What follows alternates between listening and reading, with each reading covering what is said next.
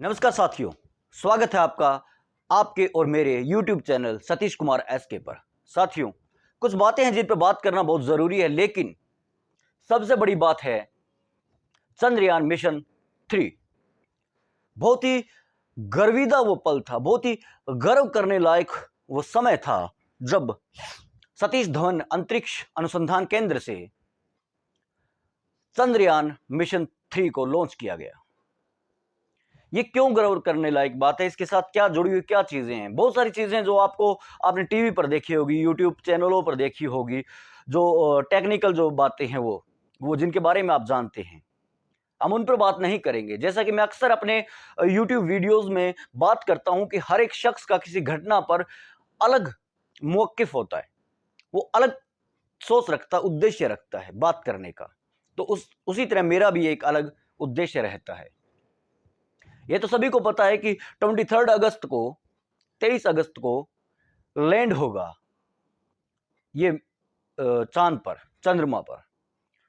पिछली बार जिसे चंद्रयान 2 कहा जाता है, हालांकि वो सफल था, लेकिन पूरी तरह सफल नहीं था क्योंकि वो सॉफ्ट लैंडिंग नहीं करवा सके थे। लेकिन इस बार उम्मीद है कि ये हो जाएगा। लेकिन मैं बात करूंगा उस क्षण पर, वो क्या क्षण रहा होगा। हमने भी टीवी पर लाइव देखा था, वो हजारों करोड़ों लाखों करोड़ों भारतीय आंखें उस लम्हे को देख रही थी, उस घटना को घटते हुए देख रही थी। वो चश्मदीद थी उसकी कि चंद्रयान मिशन 3 लॉन्च हो रहा है, वो बढ़ रहा है अपनी मंजिल की तरफ। इसमें गर्व करने लायक क्या बात है, हम इस पर बात करेंगे। हमारा मौकिफ भी यही है कि क्या है गर्व करने लायक बात। जैसे कुछ आलोचक जो हर वक्त आलोचना में ही रहते हैं, उनका कहना अक्सर यही रहता है कि देश में इतनी गरीबी है, बेरोजगारी है, तो इस तरह के मिशन की क्या जरूरत है। अरे भाई, जरूरत क्यों नहीं है। कोई भी सिस्टम चलता है तो बहु उद्देश्यों को लेकर चलता है, काफी सारे उद्देश्यों को एक साथ लेकर चलता है। यह नहीं है कि एक तरफ लग गया तो वहीं लग गया। हर तरफ काम करना जरूरी होता है।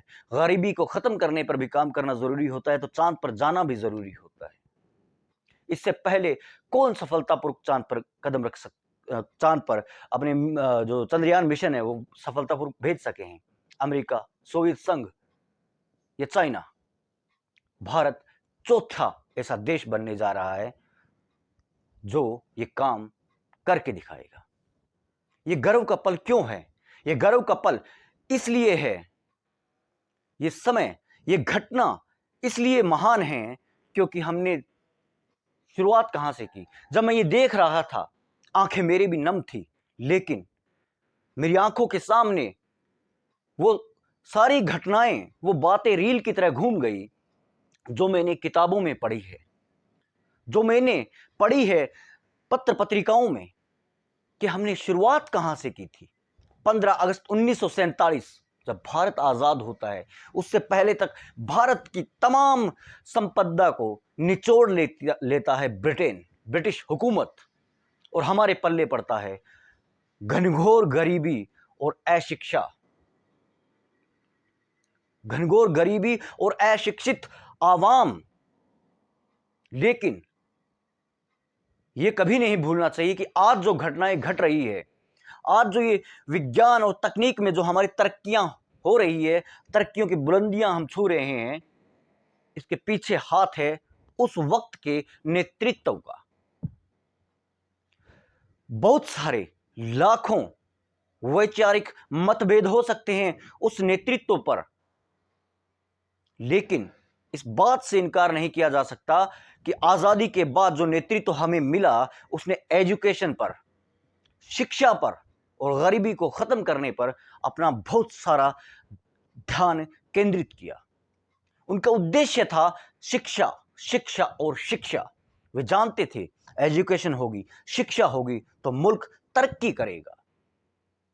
और हम देख रहे हैं कि उस वक्त जो बड़े बड़े शैक्षणिक जो संस्थाएं स्थापित की गई थी, वहां से ही निकले हैं हमारी क्रीमें।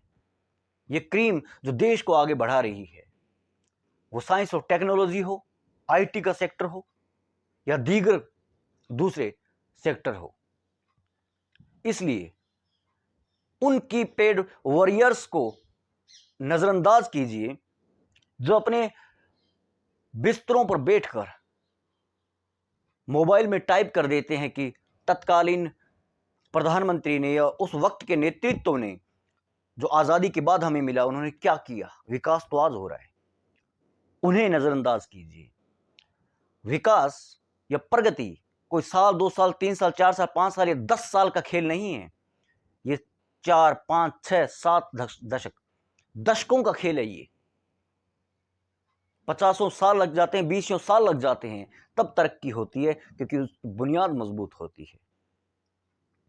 मेरी आंखों के सामने घूम गया था पार्टीशन का वो दृश्य, विभाजन का वो दृश्य, जब भारत और पाकिस्तान, जब भारत आजाद हुआ और पाकिस्तान बना। लफ्जों पर गौर कीजिएगा। जब भारत आजाद हुआ और पाकिस्तान बना और लाखों शरणार्थी इधर से इधर हो रहे थे, मारकाट मच रही थी, घोर घनघोर गरीबी थी, अशिक्षा थी, खाने को अन्न नहीं था।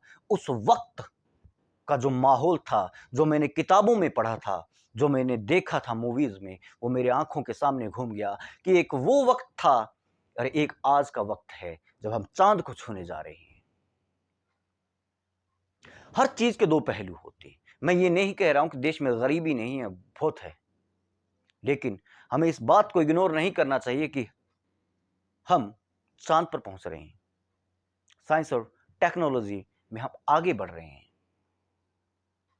लेकिन दूसरी तरफ ये बात भी है कि ये हो रहा है, चंद्रयान मिशन 3 अगर हो रहा है, अगर हम तरक्की कर रहे हैं, प्रगति कर रहे हैं, विकास कर रहे हैं, तो इसके पीछे 20 सालों की मेहनत है, 50 सालों की मेहनत है।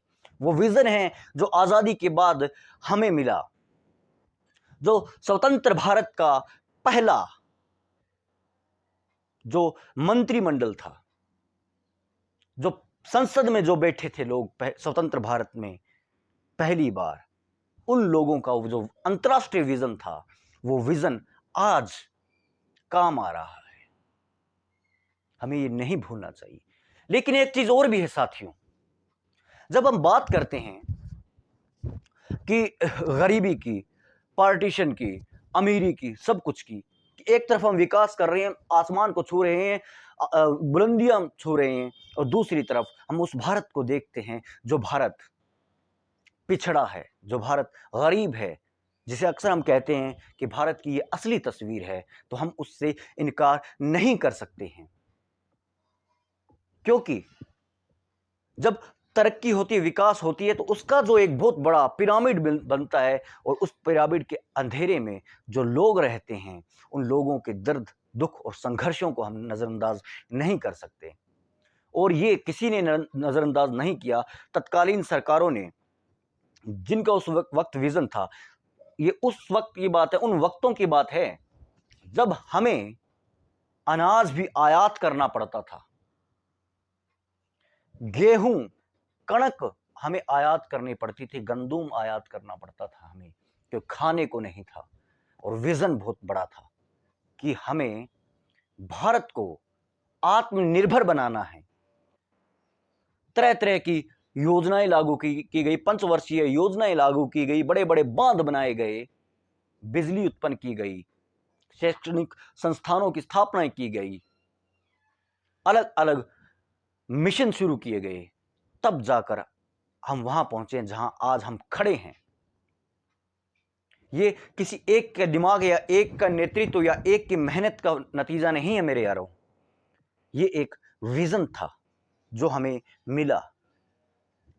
जब अब अक्सर हम बात करते हैं तो बहुत सी चर्चाओं में मेरे सामने ये बातें आती है कि मुझे भी कई बार इस पर सोचने पर मजबूर होना पड़ता है कि एक तरफ हम देखते हैं कि भारत में इतने ज्यादा अरबपति, खरबपति, करोड़पति लोग हैं, भारत इतना विकास कर रहा है, यहां का बॉलीवुड है, यहां का टॉलीवुड है, यहां का पॉलीवुड है, यहां का जो फिल्म उद्योग है, और यहाँ की दीगर जो ममालिक है, वो दीगर जो संस्थाएं हैं, जो ममालिक, माफ कीजिएगा ये लफ्ज नहीं, दीगर जो संस्थाएं हैं, वो बहुत रिच है, रिचेस्ट है।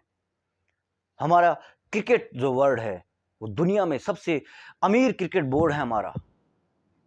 विराट कोहली के पास इतने पैसे हैं, इतने हजारों करोड़ उसके पास संपत्ति है। हार्दिक पांड्या हो, सचिन तेंदुलकर हो, या सौरव गांगुली हो, अक्षय कुमार हो, सलमान खान हो, शाहरुख खान हो, आमिर खान हो, या धर्मेंद्र हो, या अमिताभ बच्चन हो। बहुत सी बातें आती है कि ये है भारत, हम तरक्की कर रहे हैं, हम वाकई की तरक्की कर रहे हैं।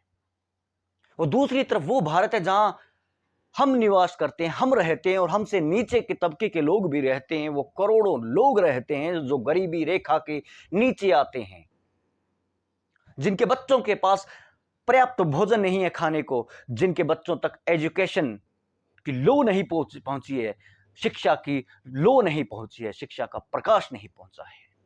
एक वो भारत भी है। ये दो भारत है, एक पूर्व है तो एक पश्चिम है, एक इंडिया है, एक भारत है। गर्व भी करना है और उस भारत से निगाहें भी नहीं मोड़नी है जो हमारा भारत है, जो मेरा भारत है, जो आपका भारत है, क्योंकि यही हकीकत है। हकीकत वो भी है कि हम चांद पर पहुंच रहे हैं क्योंकि हमने शुरुआत उस जहालत से की थी, और हकीकत ये भी है कि हम आज भी, हमारी आबादी का एक बहुत बड़ा हिस्सा उसी जहालत में है। लेकिन मैं ये बात क्यों कर रहा हूं? मैं देखता हूं जब अक्सर यूट्यूब पर कुछ बड़े बड़े यूट्यूबर्स को, जैसे कि मैंने पिछली वीडियोस में भी बताया, वो अक्सर कंपैरिजन में यकीन करते रहते हैं। वो कभी किसी पाकिस्तानी खातून को बुला लेंगे, उनके साथ बातचीत करेंगे, कभी किसी पाकिस्तानी मर्द को बुला लेंगे, उनके साथ बातचीत करेंगे और कहेंगे कि हमारे यहाँ तो ये हो रहा है, गरीबी बहुत तेजी से खत्म हो रही है, खाना फ्री में मिल रहा है, 1 रुपए में खाना मिल जाता है। ये अच्छी बात है कि खाना मिलना चाहिए, ये अच्छी बात है कि गरीबी खत्म होनी चाहिए, लेकिन ये बुरी बात है कि हम हकीकत को या तो समझ नहीं रहे हैं या उसे झुटला रहे हैं। हम जिस समाज में रहते हैं वो समाज अपनी तमाम बुराइयों, तमाम अच्छाइयों को हमें सौंपता है, और ये हमारी चेतना पर है, हमारे एस्थेटिक सेंस, हमारे सौंदर्य बोध पर है कि हम उससे लेते क्या हैं, हम अपनी विचारधारा बनाते क्या हैं।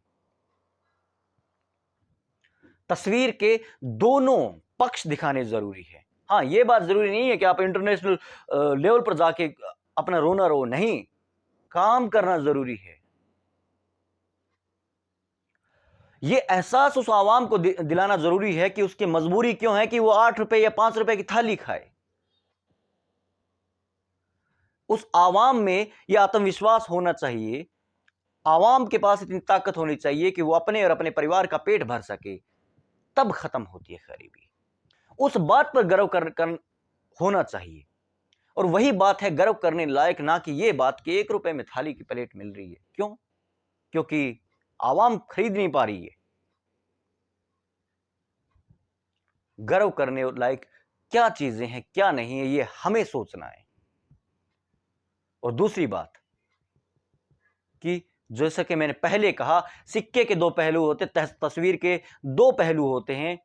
उन दोनों को देखकर हमें सोचना होता है कि हम कहां खड़े हैं। इसमें कोई दो राय नहीं है कि हमारा प्यारा वतन, हमारा मादर वतन हिंदुस्तान एक महान राष्ट्र है, क्योंकि हमने जीरो से शुरू किया था, आज हम चांद को छू रहे हैं। हम कैसे भूल सकते हैं उन शख्सियतों को जो आजादी के बाद घनघोर अंधेरा जिनके हिस्से आया, और जिन्होंने एक लो रखी हमारे सामने, और वो लो शिक्षा की थी। एक चीज और मैं बताता हूं, हालांकि मैं कंपैरिजन में यकीन नहीं रखता, लेकिन जब इस तरह की बातें सामने आती थी, मैं सोचता हूं कि तुलना कहीं ना कहीं अच्छी हो जाती है। हम आजाद हुए 15 अगस्त 1947 को, और पाकिस्तान बना, एक बार फिर कह रहा हूं कि बहुत से लोगों को ये लगता है, बहुत से लोग अक्सर ये कहते हैं, मेरे पाकिस्तान में बहुत सारे काफी मित्र हैं, दोस्त हैं, वो कहते हैं हम भी आजाद हुए। तो ये दो चीजें हैं, आप बने थे, 14 अगस्त 1947 को पाकिस्तान बना, और 15 अगस्त 1947 को भारत, मतलब हम लोग आजाद हुए ब्रिटेन की गुलामी से। हमने साथ शुरुआत की थी। पाकिस्तान उस वक्त उसकी आर्थिक हालात हमसे बहुत ज्यादा मजबूत थी। आजादी के जस्ट बाद की बात नहीं कर रहा हूं, 60, 70 और 80 के दशक की बात कर रहा हूं मैं, क्योंकि पाकिस्तान के पास पानी बहुत था, खेती के लायक उर्वर जमीनें थी, वो कृषि प्रधान देश था। लेकिन कमी क्या थी? विजन नहीं था। विजन कहां मिला? पंडित जवाहरलाल नेहरू के नेतृत्व में उनकी जो पूरी टीम थी, विजन था उनके पास। भारत में जहां 60, 70 और 80 के दशकों में बड़ी बड़ी यूनिवर्सिटीज, विश्वविद्यालय खुल रहे थे, वहीं पाकिस्तान में बड़े बड़े मदरसा खुल रहे थे। मैं मदरसाओं के का मुखालिक नहीं हूं, मैं विरोध नहीं करता, भारत में भी है, होनी भी चाहिए, क्योंकि एपीजे अब्दुल कलाम हो या मौलाना अब्दुल कलाम आजाद या डॉक्टर जाकिर हुसैन साहब, ये भी मदरसा से ही निकले हुए लोग हैं। मदरसाओं का मुखालिक नहीं हूं, लेकिन मैं ये कह रहा हूं कि दोनों दीनी और दुनियावी तालीम दोनों बराबर नहीं चल पाई पाकिस्तान में, लेकिन हमारे यहां चली और आज हम चांद को छू रहे हैं। कंपैरिजन इस तरीके का हो तो यह स्वस्थ तुलना होती है। और एक चीज और भी मैं आपको बता देना चाहता हूं साथियों, कि एक नारा दिया था 70 के दशक में तत्कालीन हुकूमत ने, उस वक्त की सरकार ने, गरीबी हटाओ। और वो नारा आज कहां तक प्रासंगिक है? जब हम इस बात पर चिंतन करेंगे, चिंता नहीं, चिंतन करेंगे, तो हमें पता लगेगा कि हम कहां खड़े हैं। एक और बात कि हमारा थॉट, हमारा विचार समाज से आते जरूर हैं, लेकिन हम खुद उन्हें परिष्कृत करते हैं। और ये बात मैं इसलिए कह रहा हूं क्योंकि हमारे सामने दो भारत है और वो दोनों भारत हमारे हैं। ये तय हमें करना है कि हम दोनों को साथ लेके कैसे चलेंगे। एक वो भारत जो चांद पर पहुंच रहा है, एक वो भारत जो अंधेरे में जी रहा है, जो विकास के अंतिम पायदान पर खड़ा है, वो भी हमारा है, वो जहां हम खड़े हैं। एक वो भारत है जो चांद पर पहुंच रहे हैं और वहां वे खड़े हैं जो आगे आप सोचिए कि वे लोग कौन हैं। लेकिन जो भारत चांद पर पहुंच रहा है, उसकी नींव में विजन किसका था? आज से 50 साल पहले जो लोग थे, ये विजन उनका है। एक बार फिर से मैं ये बता दूं कि चंद्रयान मिशन 3 100 से ज्यादा, 1 अरब से ज्यादा, करोड़ों भारतीयों के ख्वाबों का वो उड़ान है जिसके परिणाम हमें 23 अक्टूबर को मिलेंगे, 23 अगस्त को मिलेंगे। विदा। शुक्रिया साथी।